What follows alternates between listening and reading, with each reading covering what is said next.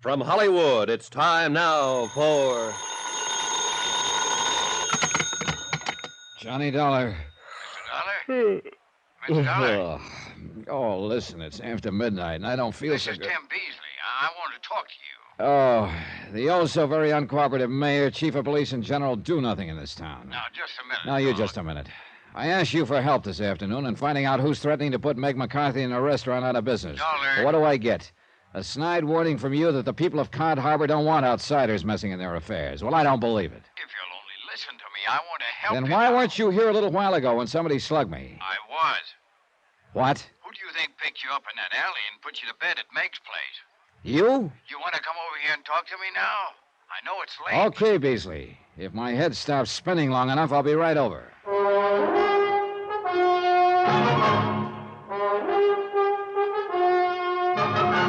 Tonight, and every weekday night, Bob Bailey in the transcribed adventures of the man with the action-packed expense account, America's fabulous freelance insurance investigator. Yours truly, Johnny Dollar.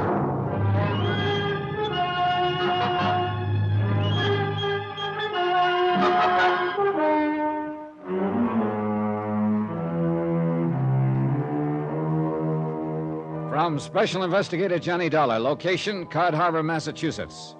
To the Intercoastal Maritime and Life Insurance Company, Boston. Assignment, the Meg's Palace matter. Expense account continued. Expense account? Well, so far here in Cod Harbor, there's been little need for it. Meg McCarthy had given me a small room above a restaurant and provided all the food I could eat. My own 2 feet were the only means of transportation. The only shops were along the waterfront. They were suppliers to the boats tied up at the various docks. And a motley lot of boats they were. Some were big schooners dating back to the last century and still carrying sail. There were power boats of all shapes and sorts and sizes, from 18-footers with one-lung gasoline engines to big 60- and 70-foot diesel jobs. Trouble of the sort I'd come to investigate seemed out of place in this otherwise peaceful little village.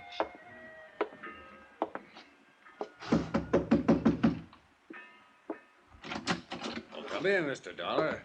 So, you've suffered a change of heart, huh, Beasley? And you've decided to cooperate. Yeah, that's about the best way to put it, I guess. See, it's Now, this wait, way. wait. Before we go any further, what was this bit about picking me up after I got socked on the head a while ago? Listen, Mr. Dollar, after you left here this afternoon, I got to thinking. Maybe I was wrong in giving you the back of my hand, and maybe you was right in walking out mad like you did. Well, how would you feel?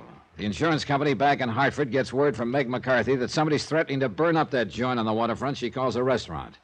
It's insured for $15,000, and she's insured for $25,000. I know. Well, you see, it's this way. And when I get here, I learn that somebody has already tried a couple of times to set fire to the place. All right. I learned a long time ago that in a case like this, it's smart to enlist the help of the local authorities. Here in Cod Harbor, those authorities all seem to boil down to you. Why, I will never know. Yeah, like I told you. But now listen. And what do I get from you?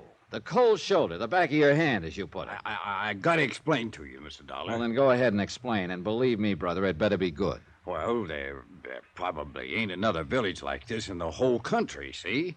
Technically, we're supposed to be part of Barnesboro, a few miles inland.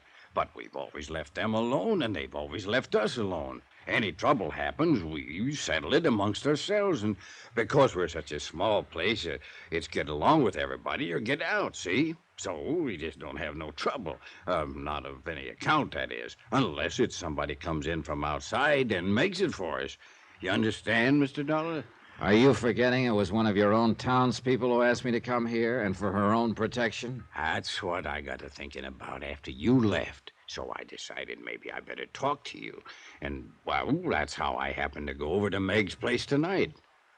Was that you I saw in the shadows out by the front door? Yes, sir. I was waiting for Captain Billy Morgan and his crew to finish cleaning up the place for Meg. Then I was going to go in and talk to you. And that's the truth, Mr. Dollar. Come on. Well, I just got there when I heard a noise out at the side of the cafe like a fight. Of course, it was dark. There was no fight. Somebody came out the side door from behind me and knocked me on the head. Yeah. So I took you up and put you on your bed and gave you time to get your senses back and then telephoned to you. Uh-huh. You sure it was you out at the front of the cafe? Oh, no, Mr. Dollar. You trying to implicate maybe it was me that give you a belaying pin over the head? Was that what hit me, Beasley? A belaying pin? Well, something hit you, and I just... Okay. I'll take your word it wasn't you, for the time being. I swear, Mr. Dollar, by all... All right, then, listen. Yeah?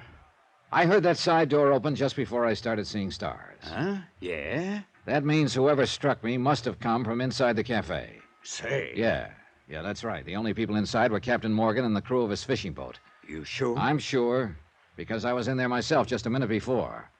Just Billy Morgan and his 3 men. Where was Meg? She'd gone up to bed. I just stepped outside for a breath of air. Ole. Huh? Ole Jensen, first mate. Yeah, I heard Captain Billy call one of them Ole. Last name's Jensen, huh? And then there's Charlie. Charlie Buttons, the deckhand, and Montgomery, the engineer. Well? No, not one of them could have done it. Isn't that like saying I didn't get hit? One of them must have done it. No, sir, Mr. Dollar. It just couldn't make any sense. All right, tell me this. Are any of them related to the guys who run the other cafes along the wharf? No. But you are, aren't you, Beasley? Huh? To Clem Harris at the Silver Plate, or is it the Greasy Plate? Anyway, he's your cousin, isn't he? I told you that. But if you think he had anything... Right now, I don't know what I think. Well, let me tell you this.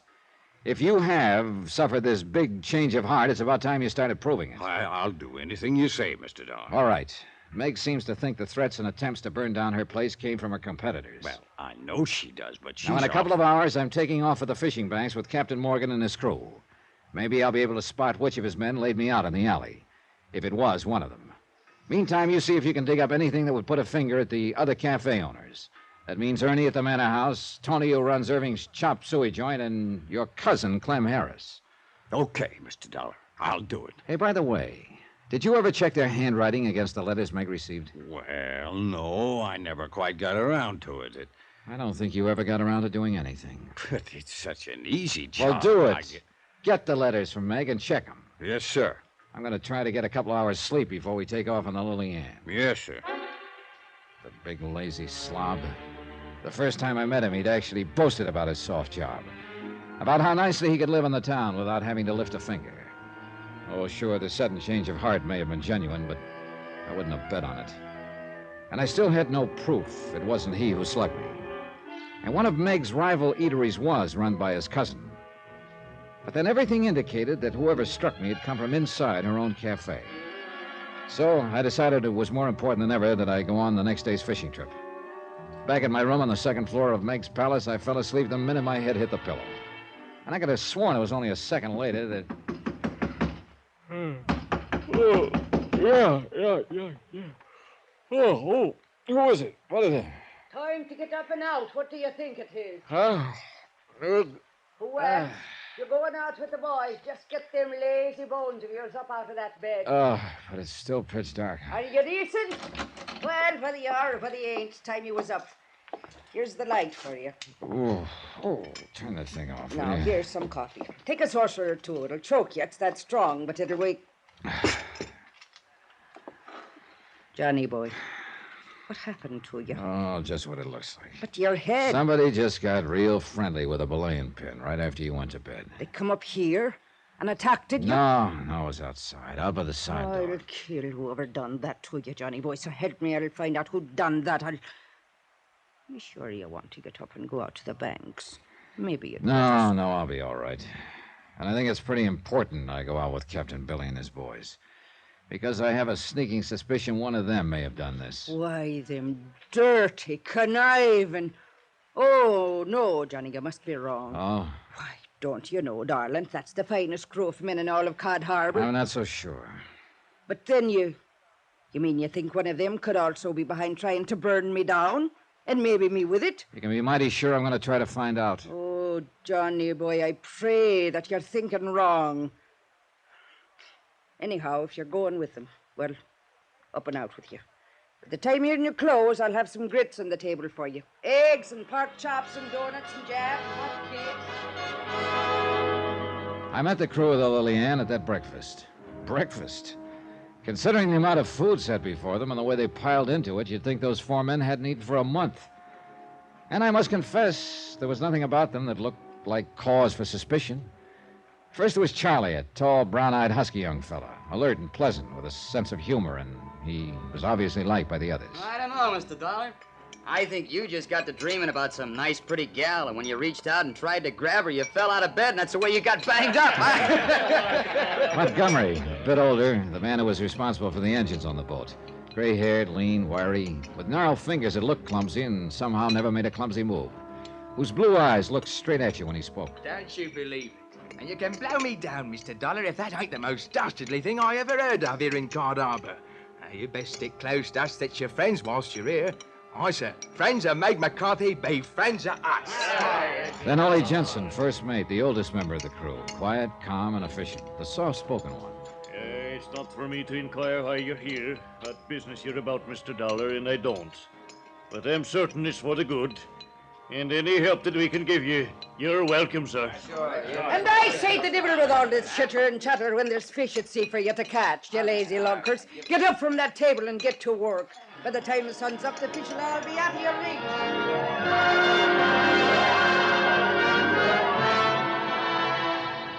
Within a few minutes, we cast off, and the Lily Ann put to sea. Slowly, the lights of the little village disappeared aft. The moon had gone down, and our only company out on the dark water was the twinkling stars and the occasional running lights from the other boats setting out for the fishing banks. Captain Billy Morgan stood at the wheel. Montgomery sat athwart the engine cover and occasionally made some slight adjustment or indicated a change of throttle to the captain. Young Charlie and Ole made ready the two small boats and trot lines. For today, we'd go for codfish in the deep that lay along the edge of Taylor Banks. I stood alone up in the bows, looking over the curling wash as it scattered the myriad microscopic beings and gave a soft phosphorescent glow to the water gliding past. And I wondered why there had to be trouble in this world, where honest labor by honest men could do so much more. Honest men? No, not even among this crew. One of them had to be the man who'd attacked me. Was probably the one who had threatened to burn Meg McCarthy out of business. So I'd better have at it. I'd better get back aft, talk with them, watch their every move, try somehow to trap one of them into saying something that would give them away. Or maybe, who knows, give all of them away. And above all, watch my step. There was a long way back to shore. And the darkness and the sound of the engines could all too easily cover up an untoward act by one of them. It did. Before I could lift my head, a powerful pair of arms had picked me up bodily and dropped me overside. In the brief moment that I remember, I felt the strong tug from the big propellers as the water closed over me, then a terrible blow against my side. Then nothing.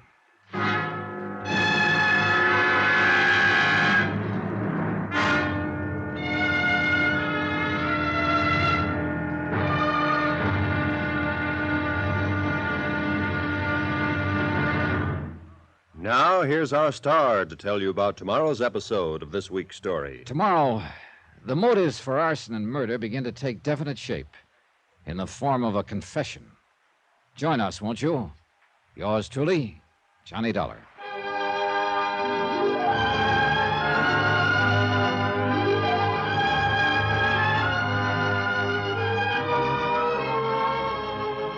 Yours truly, Johnny Dollar, starring Bob Bailey, is transcribed in Hollywood.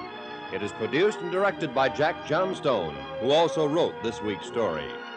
Be sure to join us tomorrow night, same time and station, for the next exciting episode of Yours truly, Johnny Dollar. Roy Rowan speaking.